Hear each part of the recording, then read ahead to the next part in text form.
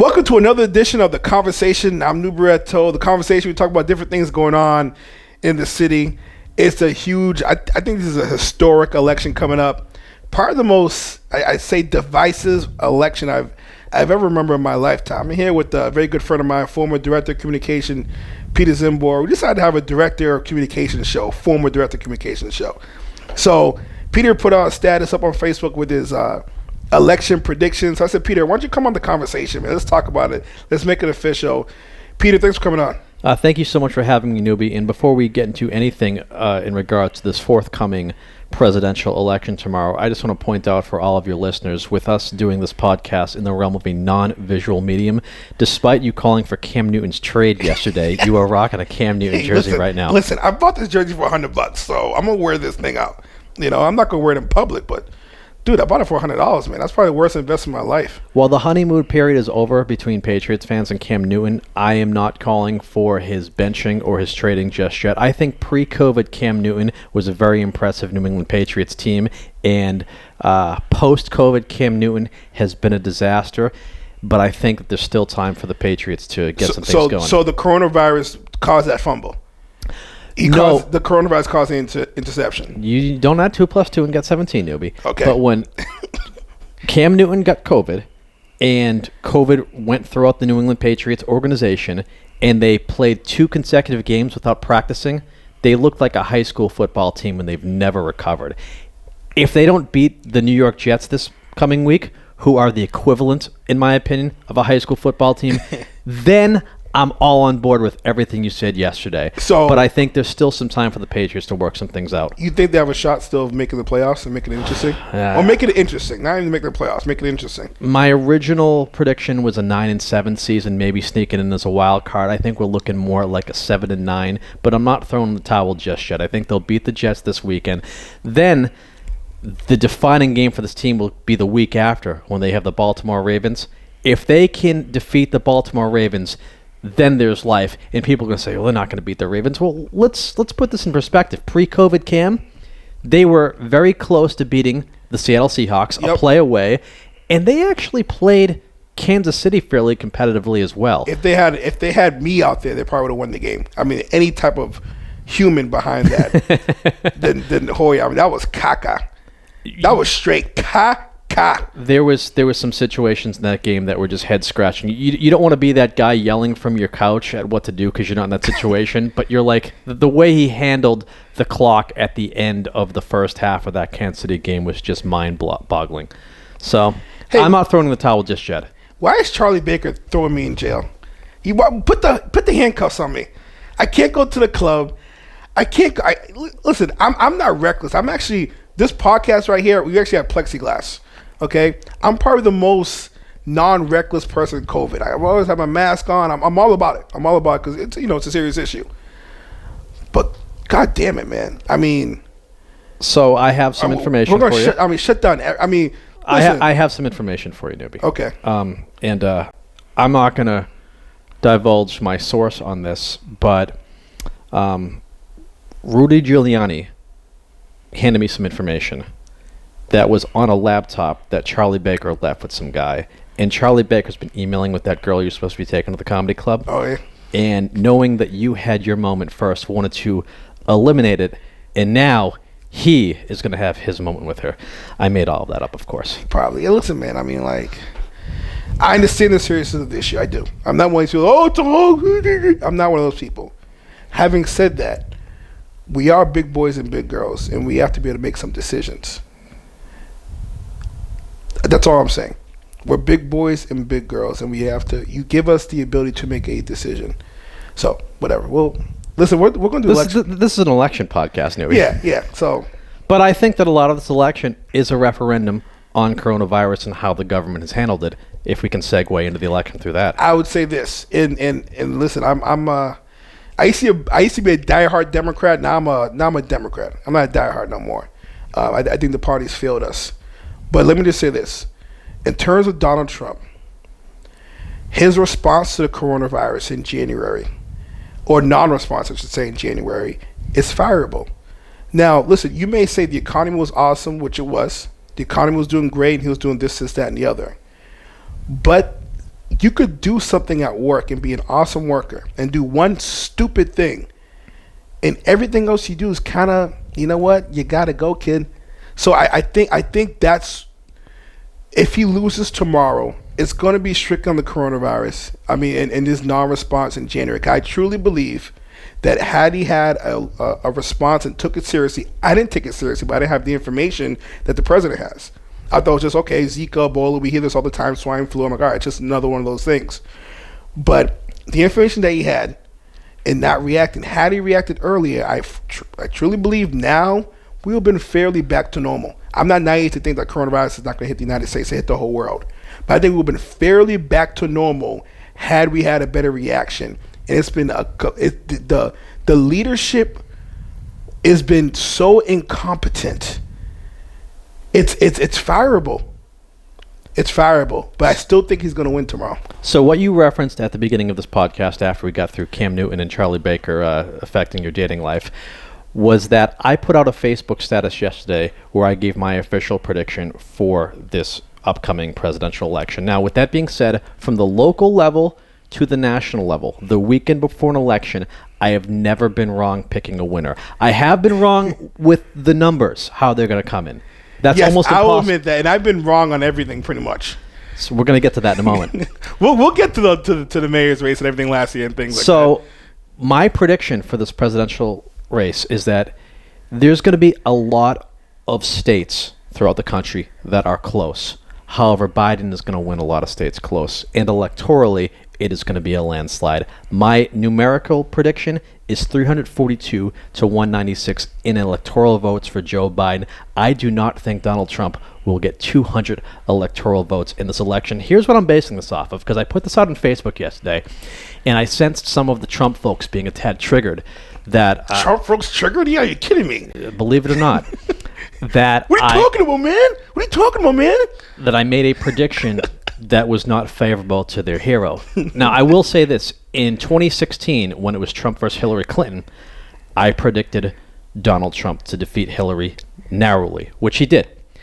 Now, here's the factors that existed in 2016 that do not exist right now.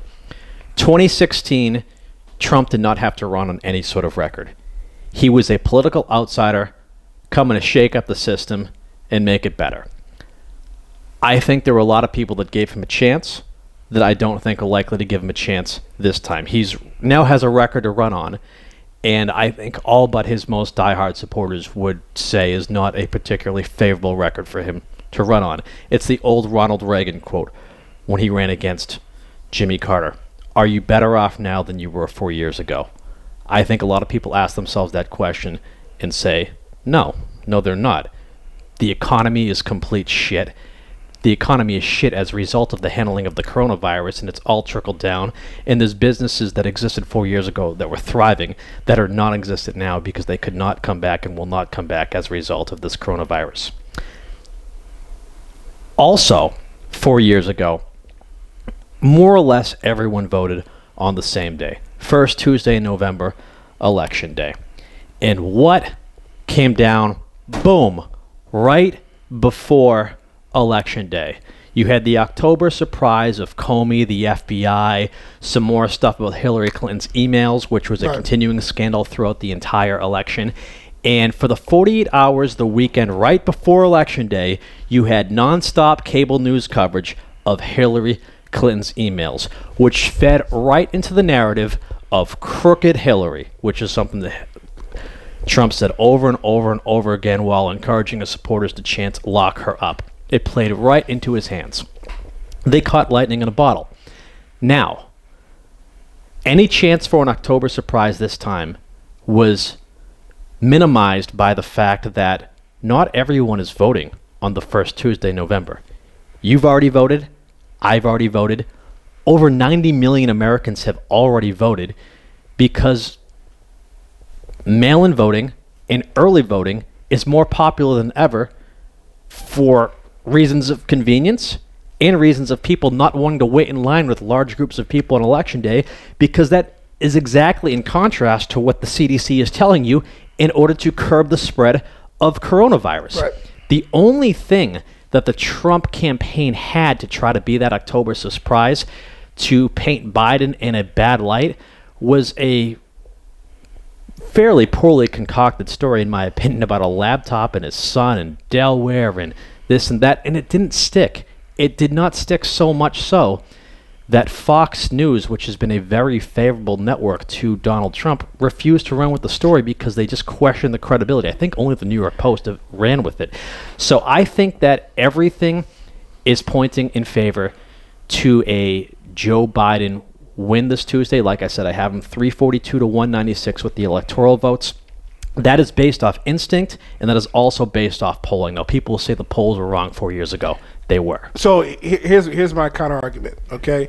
But by the way, I'm not going strictly off polls because there's some polls out there that I do not believe. Well, first of all, it's very hard to poll Trump supporters because a lot of them are afraid to admit that they're Trump supporters. It's difficult to poll anyone. Have you ever been polled? I've never been polled, and I vote in almost every election. I've never missed an election since I was 18. If someone says, "Hey, could you like to take a poll?" I'll say, "No, I would not. Have a great day." Right. So I mean, I've never been polled. So I think, especially Trump supporters don't.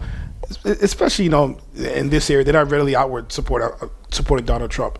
Do you know that where we live in Plymouth County, outside of Brockton, is one of the more conservative counties in the entire state? No, Trump will win Plymouth County outside of Brockton. He will. Yeah, I think you're right. He absolutely will. So, but here's the door, and here's my issue with Democrats. And I think that I'm voting for Kamala Harris. I'm not voting for Joe Biden. And I think what Democrats and what Republicans do is that when Democrats lose elections, they criticize the winner a lot. So look at all these people who are winning the elections now. You look at Ayanna Pressley. You look at AOC. You look at Bernie Sanders, who had huge momentum, winning a bunch of states. And he probably should have won in 2016 had Hillary not had the superdelegates, because he had a lot of momentum in his way. I really think Bernie Sanders, had those superdelegates weren't there, he would have won. The Democrats want new ideas, new suggestions, and new energy. Okay? But whenever they win, they say, you know what? That person's liberal. They're crazy. They're out of control. Same thing to Republicans. They laughed at Donald Trump. That's what's winning. Okay? So, listen, can they be a little radical? Yes. I'm gonna counter you a little bit. Okay, could some of their supporters be radical? Absolutely, yes. But they're saying something that's resonating to a lot of people. So let's take that energy and bring it back into the middle. What they do is, you're liberal, you're crazy. I'm not Bernie Sanders. I'm not AOC. I disagree with the Green New Deal. Rather than saying, you know what, let's take some ideas and bring it towards the middle. So let's see all these Democrats that went towards the middle. Al Gore, right through the middle. What happened? Gone. Okay? Obama was a new person. I was obviously the first black president of all time. That brought momentum. New and fresh ideas. He was in. Hillary Clinton, gone. These old Democrats are not winning. The old Republicans are not winning. Jeb Bush ain't winning. They're not winning no more. Okay, you have someone like Kim Klacik who's running in Baltimore. But probably has a good chance. You want who won the Democratic primary and won it by a fairly comfortable margin. Yeah, but right now the margin is about 10 right now, and so she's flying. I'm talking about Biden won the Democratic primary to be president, and he beat Bernie by a lot. Yeah, he beat in the long run. Once you get to Super Tuesday, it became a Joe Biden rally. Well, I thought there was too many candidates. Okay. Oh, there was a lot of people on that stage. There were way too many candidates. I mean, that was his advantage. Bernie Sanders a couple of years ago. Can we point out something as well? But I just want to make this larger point: is that this is why Trump, and I'm understanding the support behind Trump, is because they're saying, listen, we don't agree with everything he says, but he's listening to something we're saying. There's some type of, Jeb Bush ain't listening. Same thing to Democrats. Bernie Sanders, I've been to a Bernie Sanders rally. It is a rock show over there, Peter. It is a rock show. Sometimes it literally is the Strokes and Public Enemy. It's crazy. It's nuts. I went to a Warren event. Peter, I went to a Warren event in November. Don't tell me the Strokes played there. That'd be great. You know who the biggest superstar at the Warren event was? I would like to know. You? Besides me, it was Enes Kanter from the Boston Celtics. He had more support in that room than Elizabeth Warren. The energy ain't there. The energy is not there from the Democratic Party, and the people who bring the energy, we shun them. They're crazy. They're liberal. They're nuts. Same thing with Republicans. That's why I give Donald Trump a chance. Joe Biden's way to the middle, and he really is not making any decisions here or there, and that this doesn't win anymore. But what I think was some of what you're saying, I think, rang true in 2016 to the point where I don't believe a lot of Bernie Sanders supporters got behind Hillary Clinton, or not as many of them as she needed in order to win. I think Bernie would have won the presidency had he won the nomination. Maybe. However, he did not win the nominee. Hillary did. Not enough of his people got behind her, in my opinion, and because some of them are so far one way, they just wanted to see an outsider get in and said, well, what's the worst that could happen? And I actually think there was some Bernie people that went with Donald Trump and maybe pushed him over the hump. Right. And what's so far one way? $15 an hour? I mean, what's so far one way? Free education? Like, how is that far left? I mean, those things now, you know, they're talking about, okay, you know, that actually makes sense. So a lot of times we're shunning Bernie Sanders for $15 an hour. Some of it is semantics. Right. I mean, he's a guy that openly calls himself a democratic socialist. And while there's many aspects of our life that if we truly look at the definition of the word socialism exist anyway, such as free public education, as you mentioned, also, you know, police and fire and first responders, for that matter, that, you know, are funded by taxpayer dollars. That, in essence, is socialism to some degree. However, outwardly calling you one, I think, is a very scary word to middle America. And I think that a lot of people, when it came to the primaries this year, were foregoing ideology for electability. And I think that they saw Joe Biden as the guy to get elected to beat Donald Trump. Remember I said 4 years ago people wanted to see an outsider seeing what could happen? And I honestly, I don't think Biden's going to be Donald Trump. I think it's going to be Harris. It's going to be Donald Trump. I think the attraction of Joe Biden is Kamala Harris. I'm going to agree and disagree with you. So here's what I'll disagree with you on, and I'll agree with you on. I think that 4 years ago there was this, let's see what happens with a political outsider in the White House, and people have seen a bull in a china shop. I think that the boring, the conventional, the guy that knows how to walk across the aisle, get a few things done here and there, pull the levers of government, I think that suddenly has become more appealing now than it ever was 4 years ago, advantage Joe Biden.